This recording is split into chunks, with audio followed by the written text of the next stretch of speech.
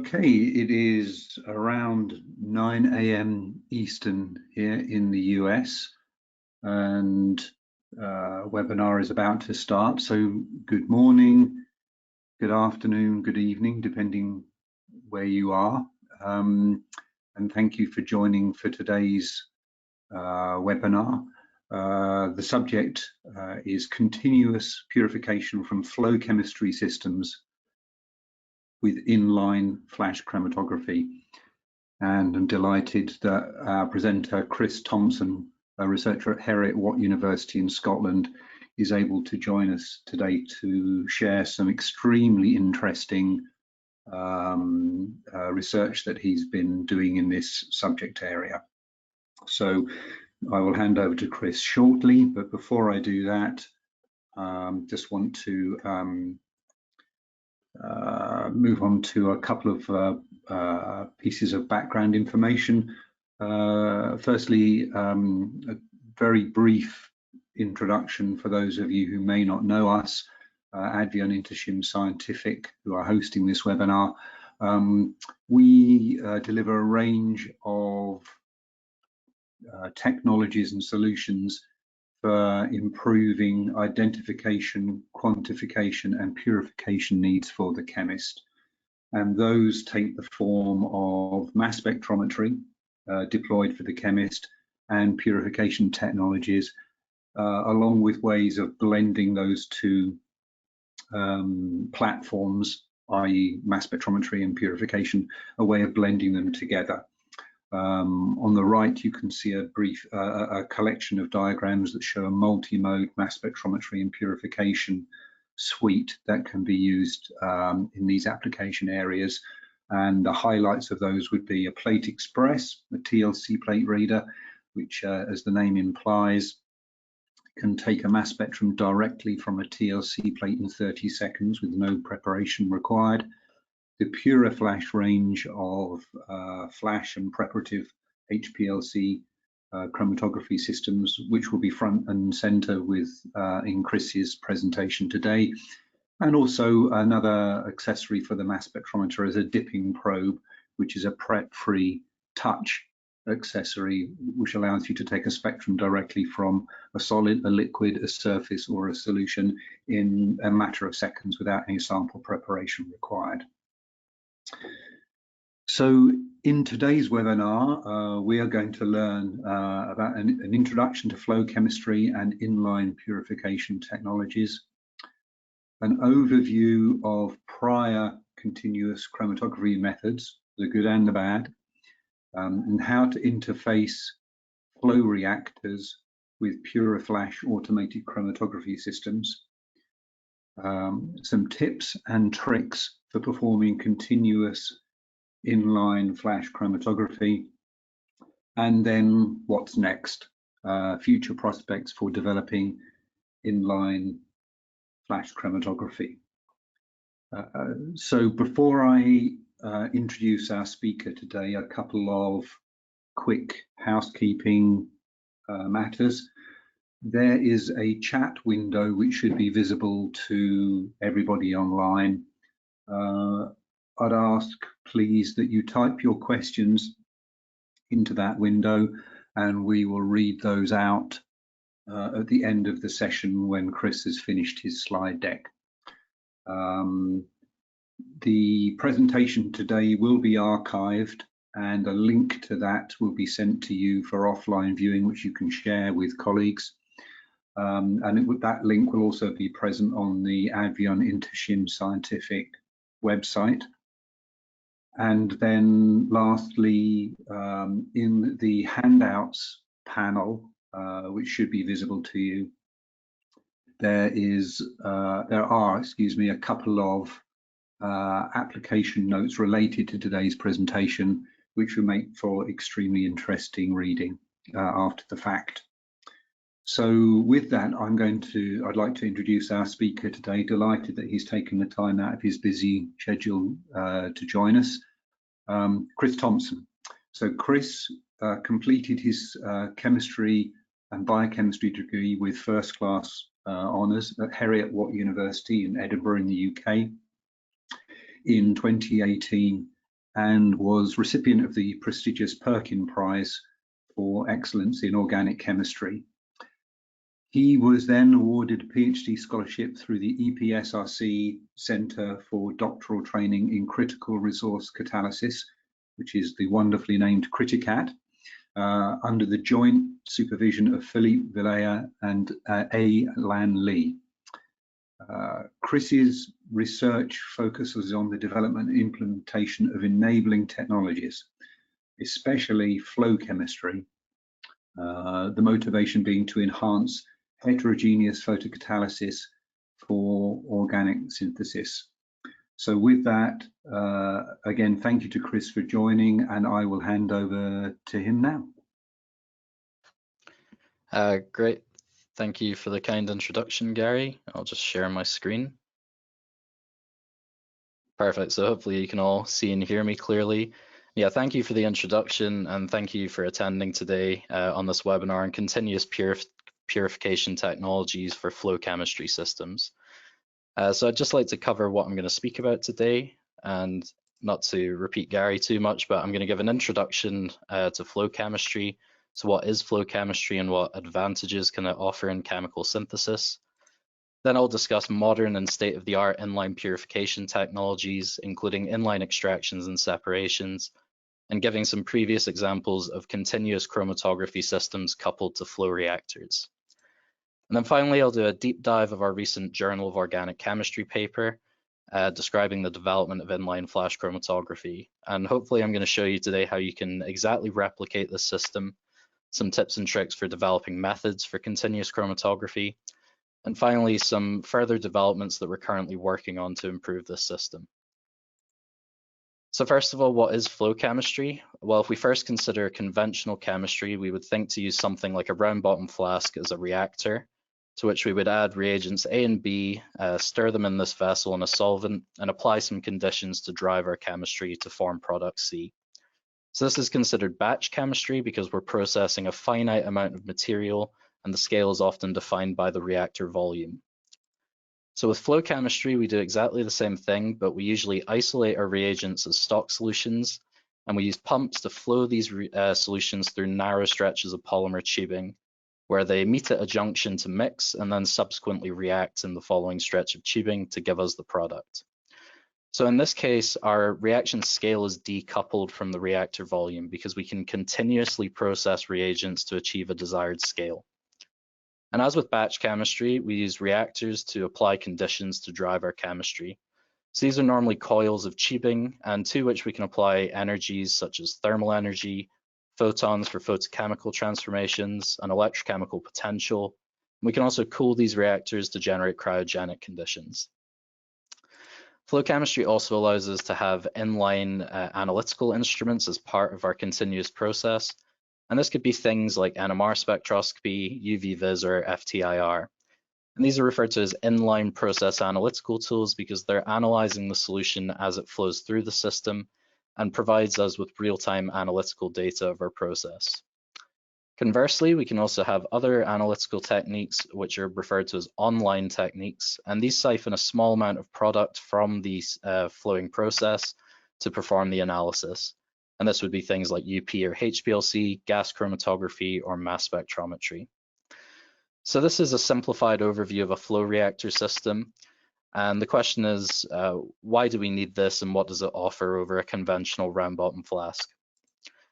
So to answer that, I'd like to give a few tangible examples from my own research. And as well as flow chemistry, my research is focused on developing photochemistry. And photochemistry is using light as a renewable energy source to drive chemical transformations. And as you can see in this image, hopefully, even Scottish sunlight here is powerful enough to drive photophysical processes in molecules. However, there's a significant problem with performing photochemistry in batch mode, and that is it's impossible to reliably scale photochemistry in batch operation. So as you can see here, the rays of sunlight are hitting this vial and irradiating the molecules at the surface, but the vast majority of the bulk solution is left unstimulated. And this is not a real photochemical reaction or in a photochemical reactor, but this illustrates a consequence of the Beer-Lambert law. which is as we increase the size of our reaction vessel, we're also increasing the path length for irradiation that is required to efficiently irradiate the bulk solution. However, by performing these reactions in flow, we're able to constrain the path length of irradiation to the dimensions of our polymer tubing. And this allows us to reliably, uniformly, and totally irradiate our reaction mixture regardless of scale. And to scale up this process, we can simply leave the process running for longer to process more material. So another aspect of my research has been the development of heterogeneous photocatalyst materials, specifically for application in flow reactors. And this is quite a broad topic, and if you're interested, we published this open access review in the Journal of Organic Chemistry, Bellstein Journal of Organic Chemistry. This is open access and can show you the variety of materials that can be used and the ways they can be applied in flow reactors. But today I'm going to focus on one type of material, which is shown here. So this is polymer-supported molecular photocatalysts. And the base of this material is actually Merrifield resins, and these are most well known from solid phase peptide synthesis. But these materials are great supports for photocatalysis as they're widely commercially available and are extremely well studied and have a variety of functional groups that we can use to immobilize a catalyst. Additionally, they have a very important property, which is they swell in organic solvents. And when swollen, they become relatively transparent, which allows us to irradiate the entirety of the material more efficiently. So as I've shown here, we apply these materials in flow by packing them into a fixed bed reactor. And this is just a hollow glass column that's sealed at either end. And this allows us to flow liquid reagents through the column and the immobilized material in close proximity with the solid matrix. So this provides us with a simple setup for the synthesis and purification of these materials, as our liquid reagents are stored separately and pumped through the immobilized resins in the reactor at a defined temperature and pressure. And all of this is helping us to overcome mass transport limitations, which is the exchange of material between the solid and liquid interface. And generally, because of the applied flow pressure, we see a significant enhancement of this effect in flow systems. Additionally, we can easily convert this to a reaction setup by simply adding an LED external to the reactor. So to give you an example of some of the materials we've made with this system, in this work, we used formyl functionalized polystyrene resins and a hydroxy functionalized catalyst called BODIPI to form this aryl-aryl ester linkage. And a key part of this work was to directly compare the efficiency of synthesizing these materials and purifying them in flow versus batch. What we observed is that in flow, we had a 2 times higher coupling efficiency over batch initially, but in reality, this was likely even greater than 2 times because, as you can hopefully see from this image, the solution in the vial containing the batch resins is fluorescing. And this indicates that our homogeneous starting material is leaching out of these resins due to inefficient purification by Soxhlet extraction. Conversely, our flow-produced resins displayed no obvious leaching, and this reinforces that both the synthesis and purification of these materials is enhanced through flow chemistry. To apply these materials, we chose a classical singlet oxygen experiment, which is the conversion of alpha-terpenine to ascaridol. And this is a simple mechanism where our ground state singlet photosensitizer on the resin absorbs a photon of light to access an excited singlet electronic state. And this will then convert through intersystem crossing to a triplet excited electronic state. And in this triplet state, it can interact with ground state triplet molecular oxygen, which is in the air we breathe, through an energy transfer process called triplet-triplet annihilation. So this returns our ground state singlet photosensitizer and also produces singlet oxygen. And this is a reactive oxygen species that can readily oxidize organic molecules, in this case through a 4+2 aldurine type cycloaddition. So the setup for performing this reaction is very similar to what I showed before, with the exception being we have an additional junction and pump, which is used to flow in chloroform saturated air as a source of oxygen for our reaction. This gas-liquid mixture then flows through to the irradiated reactor column, where the photochemistry is being driven. And additionally, we have a BPR here, which is a back pressure regulator, and this allows us to pressurize the system to see its effect on the chemistry. So typically, to optimize a system like this, you would do it repeatedly at variable flow rates and pressures to see what gives you the maximum conversion rate. But to speed this up, we included an inline benchtop NMR spectrometer to collect our data in real time. So this provides us with these pseudo 2D NMR spectra where we can follow the conversion of the alkene protons on our starting material to the alkene protons on our product. And by doing this repeatedly, we're able to generate a chart like this, which shows us the optimal combination of flow rate and pressure to achieve maximum conversion rate. So the important thing here is that this chart is composed of what would be over 1,000 individual proton NMR experiments, which would take a significant amount of manual labor and time to collect by hand. But by using inline analysis, we were able to generate this entire data set in only a few days, significantly reducing manual labor and increasing the reliability of data collection. So this concludes everything I wanted to say about this project, and this was really just to highlight a few key properties of flow reactors and how they can be applied to chemical systems. So the first property would be improved mass transport, and this lends itself extremely well to heterogeneous chemistry, and not just solid liquid, but also liquid gas, liquid liquids, and also, as in the previous example, all three phases at once. Flow chemistry offers facile and reliable scale-up of most chemical systems performed in flow, but in particular, photochemistry and electrochemistry significantly benefit from scale-up in flow. We can include real-time process analytics to reduce manual labor and improve data quality, and this also lends itself to the emerging trends of automation and machine learning in chemical synthesis. And lastly here, we generally have no headspace in flow reactors, and this makes it much more easy to pressurize these systems to perform high pressure applications.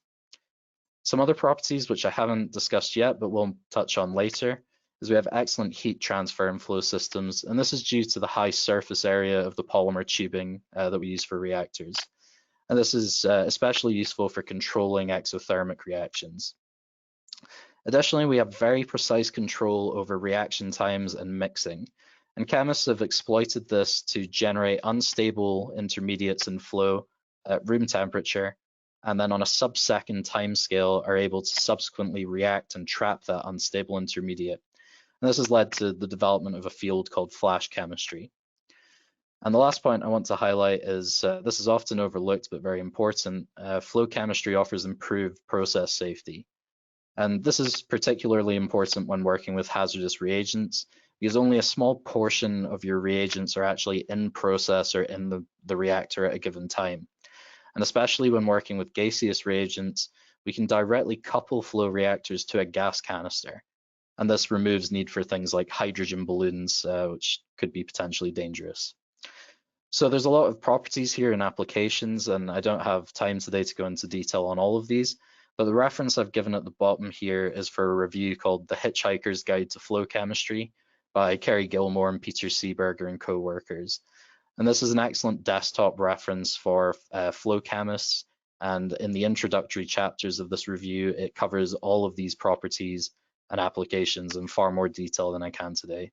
So if you'd like a good foundation in flow chemistry, I can highly recommend this review to you. Okay, so at the beginning of the talk, I showed you this diagram which shows our reagents A and B cleanly going to product C.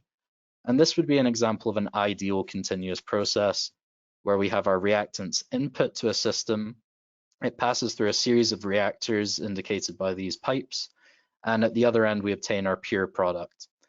So these systems do exist, and one example that I particularly like is from Sir Martin Polyakov, George, and co-workers, where they took this continuous supercritical CO2 flow reactor and this substrate, which is dihydroartemisinic acid, and using a fixed bed reactor with a heterogeneous photocatalyst and also a Bronsted acid catalyst, they're able to perform this complex transformation to generate this molecule. And this is artemisinin, which is an important anti-malarial drug. So the nice thing about this system is because we're using supercritical CO2, at the end of the reactor, when we depressurize the system, the CO2 and oxygen is lost to the gas phase and vented off. And this leaves you with your product and a mixture of some impurities in the co-solvent. But because this product has a reduced solubility in that solvent, it's able to be collected as crystals from the reactor outlet. So this is a good example of this kind of system, and it's very operationally simple. The problem is there are limited examples where this can work, and you need to rely on sort of tricks like supercritical CO2 to be able to achieve this. So more often, the unfortunate reality is we have this kind of system where reagents A and B will react to give product C at the end of our process, but we might also form byproduct D, and there's probably going to be some residual reagent A and B left over. So this is a manageable quaternary mixture which we could purify product C out of by conventional column chromatography. The problem is when we want to take product C onto a subsequent process to do further reactivity. And this is especially problematic if the byproducts or reagents inhibit that intended reaction. So this is our unfortunate reality where we have to break up our continuum with intermediate workups or extractions, and this makes our process non-continuous and prevents automation.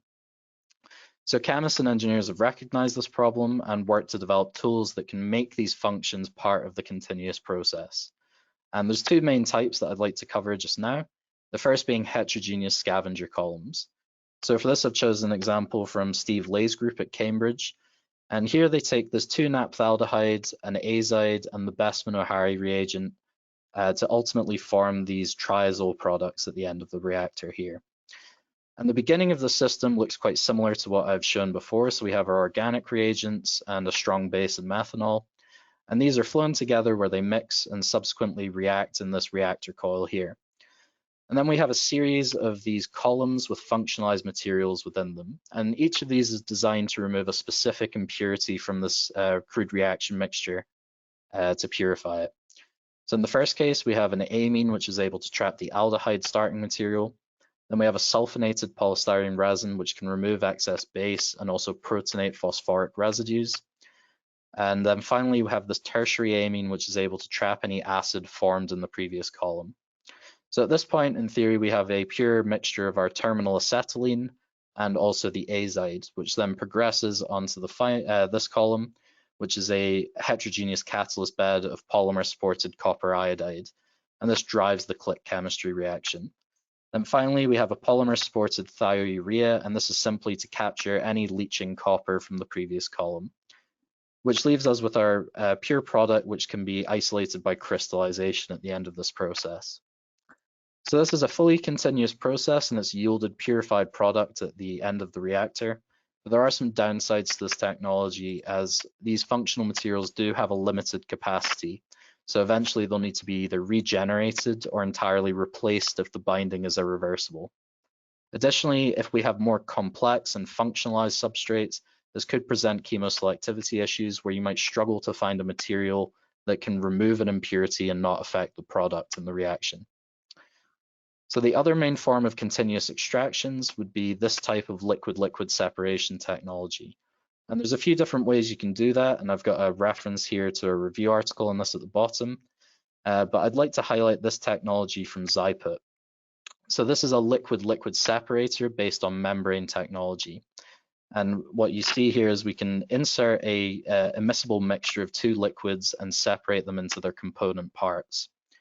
And this functions like this. So our mixture goes in, and then there's a selectively permeable membrane, which will allow one of the phases to permeate through whilst repelling the other.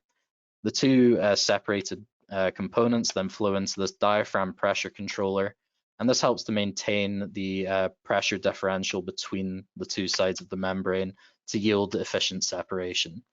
And then at the other end, we achieve our separated phases, which can then be coupled onto downstream, further reactors.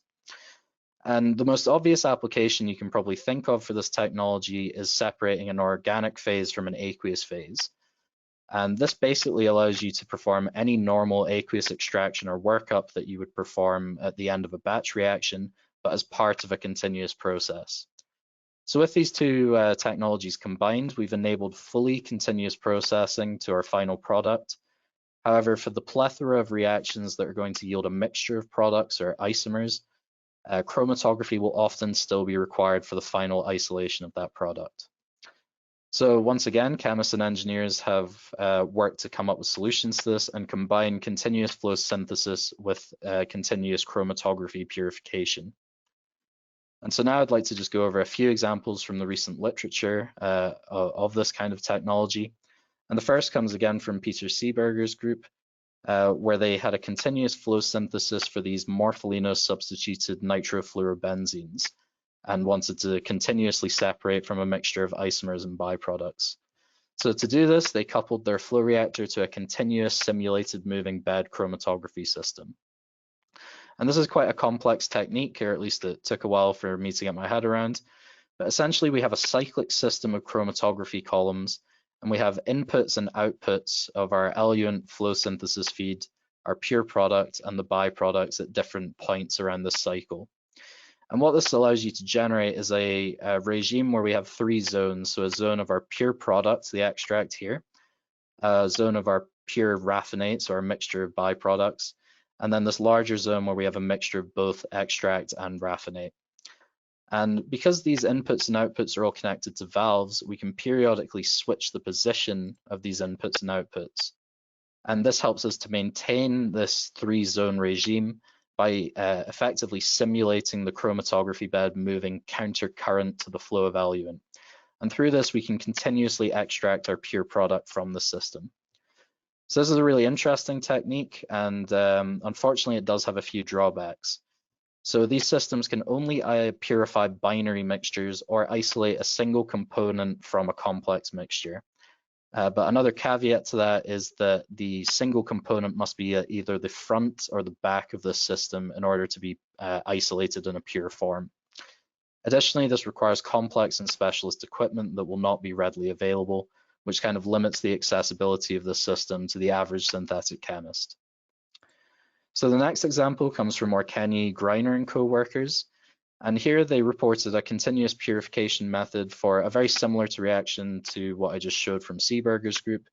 However, they coupled an inline hydrogenation step to access the aniline derivatives of the previous products. So for this, they used a multiple dual mode centrifugal partition chromatography system. And this is a form of liquid-liquid countercurrent chromatography where we have a centrifuge that's rotating. And by pumping the eluent and crude material through different directions of the centrifuge, we can access 2 independent modes. So by pumping one way, we access descending mode, where our more dense liquid phase is going to have to permeate through the less dense liquid phase. And on the other hand, we have ascending mode, where the opposite is true. And what these researchers did was by changing the way they were injecting material into the centrifuge as it was running, through a similar principle to simulated moving bed chromatography, they were able to isolate their desired pure product through the ascending mode and remove their raffinate or mixture of byproducts through the descending mode. So because this shares a similar principle to simulated moving bed chromatography, it also shares some of the flaws. So this is again limited to the purification of binary mixtures or the isolation of a single component from a complex mixture. And additionally, a centrifugal partition chromatograph is a piece of specialist equipment that might not be readily available to the average synthetic chemist. So the final example I wanted to show comes from Steve Lay's group, and they use this system, a semi-continuous supercritical fluid chromatograph system, for the continuous isolation of this isonicotinamide product from this 4-nitrile pyridine starting material. And this is a really interesting system. So they have their flow synthesis feeding into the cyclic sample feed. And this continuously cycles the crude material through a series of 4 valves. Each of these valves is connected to the same supercritical CO2 source with methanol as an additive. And each one feeds into one of 4 individual chromatography column lines.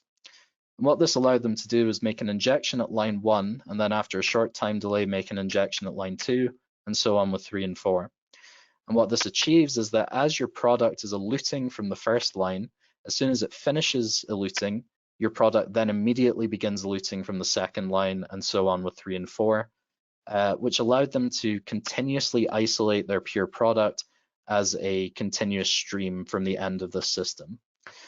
And the reason this is interesting is because it was a continuous stream, they were able to couple it onto a subsequent flow synthesis step and perform the telescoped flow synthesis of this API isoniazid. And this is used for the treatment of tuberculosis. So this is a really interesting system, and it's shown that isolation of multiple components is possible. However, this definitely features complex and specialist equipment, and this is not a commercially available system. So this was designed in-house and required some expertise in coding to develop this system and get all these pieces of equipment talking to each other. And just to highlight that, this is a picture from the SI of that paper. And you can see it's quite a complex wall of machines that are all managing to work in unison to achieve this system. So again, an impressive feat of chemistry and engineering, but definitely not the most accessible to the average synthetic chemist. So this is where we come in, and together my group with ADVI and Intershim Scientific wanted to look to combine continuous flow synthesis with a more accessible and familiar form of chromatography, being automated flash chromatography. So our system has a number of benefits, which would be these are both commercial off-the-shelf systems. It's a simple and reversible integration. There's no tools required to connect this instrument to flow. There's no coding or technological barrier to entry. Everything's made possible through the system's pre-existing software. And lastly, isolation of multiple components is possible with this system, which not all previous chromatographies, continuous chromatographies, could achieve. So just to highlight the two instruments that we were using for this work, first of all, we have the VaporTech E-Series flow chemistry system. And I just want to highlight a few key properties of this device. So we have a touchscreen interface and 3 V3 peristaltic pumps. And these allow us to flow gases, liquids, and even solid suspensions through our reactors with flow rates between 0.1 and 10 mils per minute. Each of these pumps can also handle up to 10 bars of maximum back pressure. And the device has an inbuilt air oven that allows us to heat our reactors to 150 degrees with the polymer reactors. Additionally, our system has a UV150 photochemical reactor, and this is just a housing for a coil of transparent tubing with an LED module situated in the center, and this allows us to efficiently drive photochemical processes through the system. So I should say at this point that the flow chemistry system we use is not critical to the operation of this continuous chromatography, and in theory, any flow reactor and even syringe pumps would be able to achieve this. However, if anyone's interested in looking into flow chemistry technologies, I can highly recommend VaporTech products. This machine has been a workhorse throughout the course of my PhD, and their customer service is beyond excellent. So I highly recommend checking these systems out. On the chromatography side, we have the ADVI and Intershim Scientific puriFlash 5250. And again, this is a touchscreen interface, and it uses a Windows operating system. So all of the files are easily accessible from the system and can be used in external software. We have a quaternary gradient pump, and this allows us to use up to 4 different solvents in our method at any given time. We have UV-Vis and ELS detectors, and these guide fraction collection, and our fractions are collected into a ventilated fraction chamber, so this reduces the amount of volatile organics floating around in the lab's atmosphere. And most importantly here, we have a series of valves on the side, and this is a 10-port and 2 6-port valve system. And this is absolutely critical to the function of this system overall. And I'll talk about this in more detail shortly. But the question is, what's the secret to combining these two instruments and unlocking continuous flash chromatography? And perhaps slightly underwhelmingly, it's just a small piece of plastic. So specifically a male quarter 28 UNF to Lure adapter. And this allows us to just connect the flow tubing from the VaporTech directly to the injection port of the 10-port valve on the puriFlash system and continuously deliver our crude reaction mixture. So this picture also shows that we have 2 sample loops here at the side of the valve and also 2 column systems. So there's one down here and another up here. So how is this system actually functioning? Well, this is a true sort of flow diagram for the connectivity of the 10-port valve and how the system is functioning. But I appreciate this is quite a spaghetti of lines and arrows, so I'd like to simplify this to the basic principle. And what this shows you is that we have a symmetrical system of 2 inputs, 2 sample loops, and 2 chromatography columns, all connected and managed by this 10-port valve. So in the configuration shown, our crude input from the flow reactor is flowing along this red path, being directed to sample loop A, where crude material is accumulated and stored awaiting purification. And concurrently, the chromatograph is pumping eluent along this blue path, which is emptying the crude material in sample loop B onto column B, where it's engaged with an active chromatography method. And by simply switching this valve position, we're able to generate the mirror image of this system. So now our eluent is flowing along the red path, emptying sample loop A onto column A, and our crude material is being delivered to sample loop B along the blue path, ready for the next injection. So by sequentially alternating between these two valve states, we're able to achieve a continuous purification cycle at the end of our flow reactor. So with this idea in mind, we wanted to do a proof of principle study to show that it would actually work. So we started with a simple binary mixture of a relatively polar component, this paramethoxyphenol, and a relatively non-polar component, this dibromoparazylene. And by design, we were able to achieve good baseline separation of these two components without too much difficulty. However, this highlighted to us that the productivity overall of the system is intimately linked with the method duration. And so to achieve higher productivity values, you want to minimize the duration of your method as much as possible. So through optimizing some chromatography parameters, we were able to reduce this by over 50%, and this effectively more than doubles the theoretical productivity of this system, with the added benefit of reducing the amount of eluent consumed from 255 mils per run to 158. So the second thing that we had to address was the durability of these stationary phase cartridges. And in this case, these are 25-gram normal phase spherical silica cartridges. And for the system to be viable, these cartridges need to be reusable for at least several runs under continuous operation. So with that in mind, we took our optimized chromatography methods and transitioned to continuous operation. And to do that, we used the sample queue function of the chromatograph software. So this is the software for the puriFlash system. And what you can see is that we have two methods, FC17 continuous 1 and continuous 2.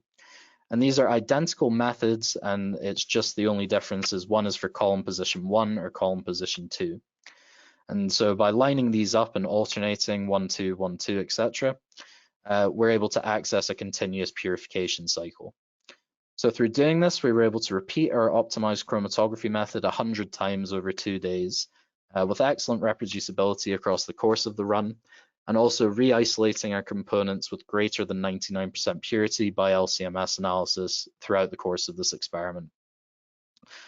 So with the principle proven, we then looked for quintessential flow reactions that clearly demonstrate an advantage in flow chemistry over batch operation to demonstrate this technology with a real reaction system. So the first system we chose was again a single oxygen mediated oxidation, this time of F-MOC methionine to the corresponding sulfoxide here labeled 4. And for this we used a homogeneous photocatalyst here labeled 5. So in this system, our reagents are dissolved in acetonitrile and pumped by pump A to a junction where it mixes with a stream of air from pump B. This gas-liquid mixture then passes through the irradiated UV150 reactor coil, which drives the chemistry before delivering the reagents to a vent. And this vent removes the gas phase and isolates our liquid phase. And just to be clear with what I mean by vent, this was just an open-top test tube where our reactor outputs into the center of the test tube. The liquid collects at the base and then is pumped out by pump C here and delivers this isolated liquid phase to the chromatograph where we continuously purify by inline reversed phase flash chromatography. So this allowed us to isolate our sulfoxide product with good reproducibility across 10 runs of continuous operation. And impressively, we were also able to recover a good portion of our homogeneous starting photocatalyst. And I say impressive because at the concentrations of the reaction solution, the catalyst is in sub-milligrams per milliliter quantities. So it's nice to know that our system is capable of recovering such small amounts of material. Additionally, this system highlighted to us that the chromatograph is collecting a vast amount of data for all of these systems. So we can easily expand any of these given chromatograms and gain the entire absorbance landscape of the chromatography run. So we believe this vast quantity of data makes our system amenable to things like machine learning, and this could be used to drive self-optimizing purification or form a feedback loop with the flow reactor to drive self-optimizing flow synthesis. So although we were able to recover our photocatalyst from the system, it would be advantageous if we could use a heterogeneous photocatalyst, and then we wouldn't have to concern ourselves with purifying it, and we would facilitate continuous processing. So for our next system, we chose this heterogeneous photoredox oxidative coupling of thiophenol to form diphenyl disulfide 7. And this flow system is identical to the one I just described to you. The only difference is we've replaced our irradiated reactor coil with 2 fixed bed reactors and 2 external LEDs to drive the photochemistry. And these are packed with titanium nanoparticles as our heterogeneous photocatalyst. So through doing this system, we were able to isolate our disulfide product 7 with good reproducibility across 14 runs. And this also highlighted a secondary function of this chromatograph when working with heterogeneous catalysts, and that is as a process analytical tool for monitoring the steady state conversion of the catalyst beds. So because these product peaks are all consistent, we can assume that the catalyst beds are operating at steady state. And if the catalyst, for example, were to become poisoned, we'd expect to see a drop-off in signal intensity for this product peak. So this adds an extra layer of utility when using the system with heterogeneous photocatalysts and also provides some quality control to our process.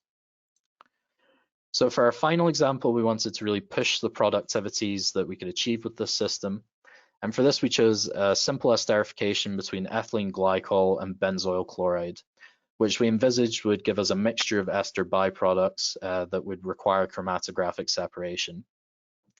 So in this system, once again, our liquid reagents flow to a junction where they mix and react in the subsequent coil. And then the organic stream is intercepted by an aqueous stream of saturated sodium hydrogen carbonate solution. And this is just to neutralize any acid and remove any salts from the system. This passes through another coil to ensure there's sufficient time for mixing and extraction, and finally passes to a liquid-liquid separator. So unfortunately, we didn't have a Zyput device available at the time for this, so we had to improvise, and we simply used a separating funnel, which under gravity will separate our more dense organic phase from the lighter aqueous phase. One tip for replicating this, if anyone's inclined to do so, is I recommend having your input to this system below the interface of the gas aqueous layer. And this just prevents your organic phase building up as a thin film on top of the aqueous layer. So once our organic phase is accumulated and we're able to pump it out, it's then delivered by pump D to this fixed bed reactor molecular sieves. And this is simply to remove any residual water from the system. And finally, it's delivered to the chromatograph where it's continuously purified by inline normal phase flash chromatography. And this was repeated over 40 runs under continuous operation mode for a total of 4 hours of processing time. And hopefully, again, as you can see, we had excellent reproducibility across the course of this experiment. And we're able to isolate both of our ester products concurrently with greater than 99% purity by LCMS. This results in more than grams per hour productivity of these two esters, which were isolated as a nice transparent oil and a fluffy white solid. And these represent some of the highest or competitive productivities with other previously reported continuous chromatography methods. But especially when you consider their combined productivities, because we're generating them at the same time, we're getting into the realms of really good productivity values here. So this leads me to my top tip for maximizing productivity, and that is to develop isocratic methods wherever possible. So this is important because it significantly reduces the re-equilibration time required at the end of your method to prepare the column for the next injection. So it's not always possible with while maintaining good separation, but if you can achieve it, it will definitely increase your productivity values overall. So just to conclude this section, at the beginning of this, I told you that we chose these reactions because they represent quintessential flow chemistry systems where there's clear advantages to doing these reactions in flow over batch. And the first two were photocatalytic and multiphasic. And in this case, this is an exothermic reaction. So just to prove to you what I was saying earlier about being able to control exothermic chemistry in flow, we used a thermal imaging camera to follow the exotherms of this reaction in both batch and flow at an analogous scale. And in batch, what we observed was that after 7 minutes of slow addition of the benzoyl chloride to the ethylene glycol solution, we observed a peak temperature of 47 degrees Celsius. And this is 7 degrees above the boiling point of the DCM reaction solvent. And this has obvious safety implications when scaling up this system in batch and could require cooling the reactor or much slower addition. However, in flow, we were able to maintain the hottest part of the reactor to just 21 degrees Celsius.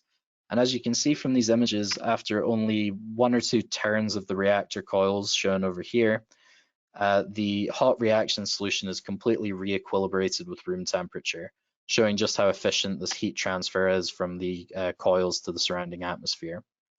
So this would be the obvious go-to for scaling up the system, as the maximum temperature is far below the boiling point of the system. And thermal imaging is a relatively new technique that's being applied to study flow systems. And if you're interested in other examples of this, just at the end of last year, we published a paper in Chemical Science where we used a very similar methodology for the optimization of this continuous flow lithiation substitution of alkyl tetrazoles, overall achieving very high productivity values. So if you're interested in more examples, this is also open access, and I'd recommend taking a look at that one as well. So before I conclude my talk today, I just wanted to discuss some future prospects for this technology and how we're working to improve it. And one question I've been asked previously when presenting this work is, how can we get around solvent compatibility issues? And will this work if I'm working in DMSO or DMF as a solvent? And I'm pleased to say that this question has actually been answered for me by Marcus Bauman's group at University College Dublin.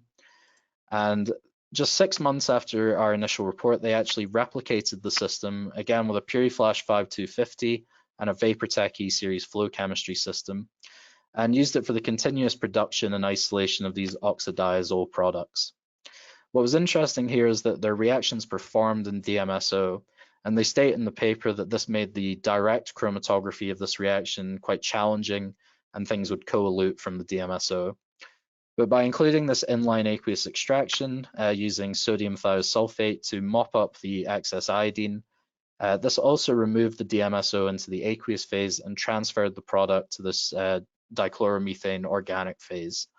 So this gave them much more efficient chromatography and allowed them to achieve this continuous separation and purification. Another potential solution to this problem comes from the example I showed you earlier, synthesizing these diphenol disulfide products. And this was initially attempted by normal phase flash chromatography, but due to similar problems with IPA as the reaction solvent, we also struggled to get effective chromatography through normal phase. But we thought that we might be able to take advantage of the non-polarity of this product and swap to inline reverse phase flash chromatography. And this indeed worked and gave us efficient separation and allowed us to isolate our product. And it also had the added benefit of replacing hexane in our eluent composition with deionized water. And that has clear advantages with respect to green chemistry and also process safety. So another piece of advice is to experiment with different stationary phases to improve your separations. So another question I've previously been asked is, can we include other forms of detection to improve the system? And the answer is yes. So we're actually currently working on incorporating mass spectrometry as a detector for the puriFlash. So this is an Advian system, and these are fully integratable and all controlled through the same software. And we think this is an interesting application for this system, because not only will it provide more information and data about the fractions you're collecting, but this could open up a new avenue of research using this system for reaction screening and reaction discovery. So we're currently looking into this, and hopefully we'll have more details to share with you soon. And finally, another thing we'd like to address is improving productivity with dilute reaction systems. So typically when working in batch, you would then concentrate your crude reaction mixture by rotary evaporation. And including a rotary evaporation step in flow is non-trivial. So another potential solution to concentrate your reactants is to use these cartridges in place of sample loops. And these cartridges would be filled with functional materials similar to the ones I showed you earlier. And in theory, these would be able to capture products with certain functionalities out of your reaction solvent and bind them to the stationary phase as the solvent's removed. And by doing this, you'd be able to artificially concentrate your reactants in these cartridges prior to chromatography. This would also decouple the rate of purification from the flow rate of synthesis and allow us to support much faster input flow rates of crude material. And this would be amenable to things like flash chemistry that I discussed earlier that typically use very fast flow rates. So I'm pleased to say we do have some promising preliminary results with this technology, and hopefully once again we'll have more to share with you in the near future. So to conclude and summarize, today we've gone over some fundamentals of flow chemistry and how it can be advantageous to chemical synthesis. We've shown the successful integration of an automated flash chromatograph with a flow reactor with 3 independent and unique reaction systems. We've established some principles for maximizing productivity, which were minimizing method duration and striving to develop isocratic methods for purification. And finally, we've proven not quite finally, but we've proven the durability of our stationary phases through the proof of principle study. And that was specifically for the normal phase pure stationary phases. I must say the reversed phase stationary phases are even more bulletproof, and we use them for months on end at a time with no loss of efficiency. So those are really useful for this system. We've discussed some potential for further development and how the current work we're performing with this system. And so overall, we've reported a new, more accessible tool for automated flow synthesis. And we hope people with the opportunity to try this out themselves will do so and help us to develop this system further. So I'd just like to thank my 2 supervisors, Dr. Filipe Vilela and Dr. Ai-Lan and their respective groups. And I'd also like to thank Rob, Manuel, and Duncan from Vaportech for their ongoing excellent technical support. And most importantly, I'd like to thank Colin, Mark, Christy, and Advi and Intershim, who enabled this work and put on this webinar today, allowing me to speak with you. So all my details are down here, and I'd now be happy to answer any questions you might have. If there's any that I don't get around to, please feel free to contact me. And most importantly, thank you for your attention today. Well, thank you, Chris. That was fantastic, in a word. A lot of very, very interesting information, a lot of technically very detailed information, but presented in an incredibly accessible way. So and I think I speak for everybody online here and say that, well, I personally enjoyed that very much, and I'm sure everybody else did. So I'd like to open the chat room, the chat box for questions, and have a couple already here. So if others have questions, please type them into the chat window, and we'll get through as many as we can in the time. The first one, in a nutshell, I guess, what are the advantages of using this system? Yeah, well, that's a great question. So the most obvious advantage to this is it's enabling fully automated synthesis of chemical systems. So if I just go back to the slide here. So we've seen an emergence of this in the chemical literature recently with groups like Klabs Jensen at MIT and Lee Cronin at Glasgow University. And they're developing these chemical synthesis robots which can basically be used for point-of-care synthesis of drug molecules that are no longer commercially available for treatment. And this sort of technology fits in really well with that, where we can have an entirely automated synthesis. So there's very little room for human error, where your reagents are input, and at the end you collect your pure drug compound in these fraction tubes. But from the perspective of just an average synthetic chemistry group, you could imagine using this for the routine synthesis of common intermediates that you use to develop into a library of compounds.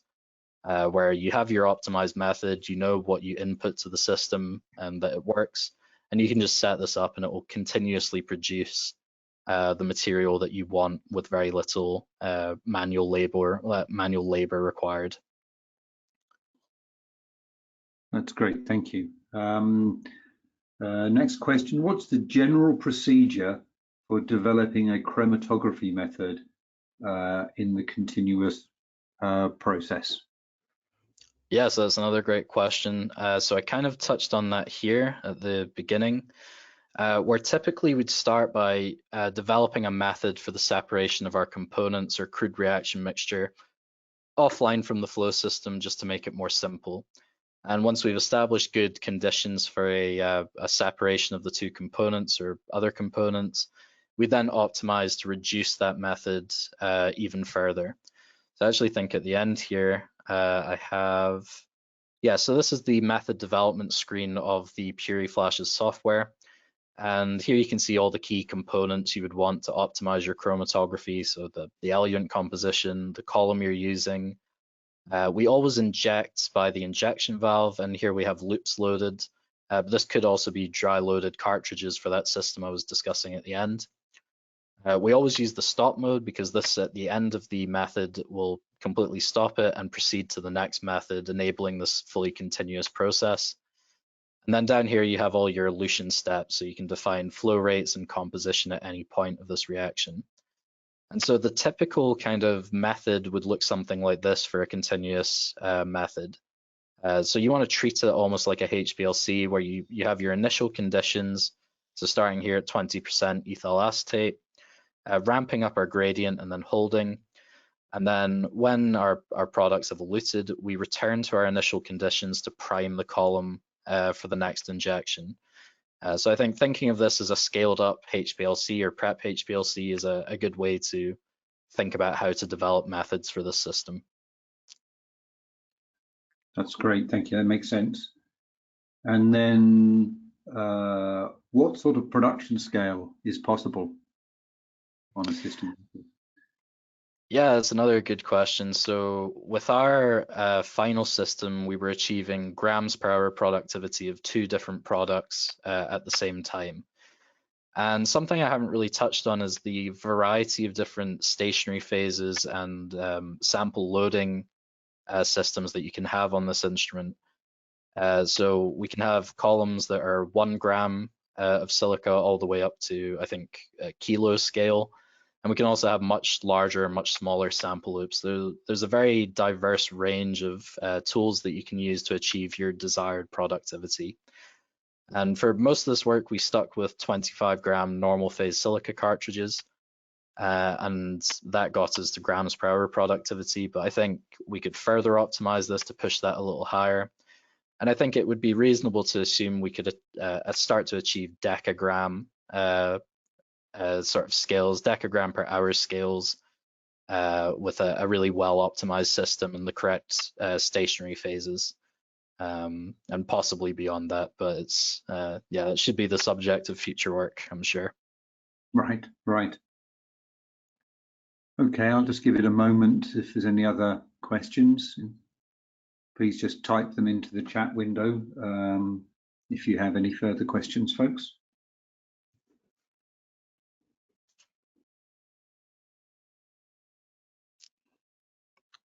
Well, I think we are done with questions, and I think it just remains for us here at Avian Interim Scientific to thank everybody who attended today. I'm sure you enjoyed it. Again, just a reminder that attached to in the webinar software, the little dialog boxes, there is a couple of handouts that relate to the work here, a couple of PDFs. Please download those and enjoy and share. The link to the webinar will be archived for a while. You'll get an email with that for future viewing, which you can also share. That will also be on our website. Want to thank everybody for attending today, and thank our presenter Chris Thomson one more time for the preparation that he put into this presentation, and the time spent today doing it. I thought it was a really excellent presentation, thoroughly enjoyed it, and I'm sure everybody did. So thank you very much. No, it's our absolute pleasure, and thank you. Very enjoyable indeed. So with that, I think we'll wrap this up, and thank you one more time, everybody.